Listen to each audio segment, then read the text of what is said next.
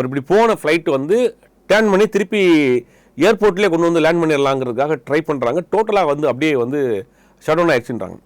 Total power shut down ஆயிடுச்சுன்றாங்க. உள்ள எந்த இதுவுமே ஆப்ரேட் பண்ண முடியல, லேண்டிங் பண்ண முடியாது, ஸ்பீட் பண்ண முடியாது, எதுவுமே பண்ண முடியாத அளவுக்கு அப்படி ஜாம் ஆயிடுச்சு. இப்போ நம்ம 2 வீலர் ஓட்டிட்டு போனீங்கன்னா இன்ஜின் வந்து ஆயில் சேஞ்ச் பண்ண விட்டிங்கன்னா இன்ஜின் நடுரோட்டில் ஜாம் ஆயிரும், வண்டி நகலது. அந்த மாதிரி டேக் ஆஃப் ஆகி ஒரு 3 நிமிஷத்தில் ஒரு 250 பேசஞ்சரோட கிட்டத்தட்ட ஒரு 600 கிலோன்றாங்க அந்த ஃபியூல். அந்த வெயிட்டோட அப்படியே வண்டி ஒரு ஒரு 450 அடியில் வந்து வண்டி ஆஃப் ஆயிடுச்சுன்னு என்ன பண்ணுவீங்க? அப்புறம் என்ன பண்ணுறதுனே தெரியல அவருக்கு. உடனே அந்த மேபிக்கு அந்த கால் எல்லாமே எக்ஸ்பீரியன்ஸான பைலட்ஸ் தான்.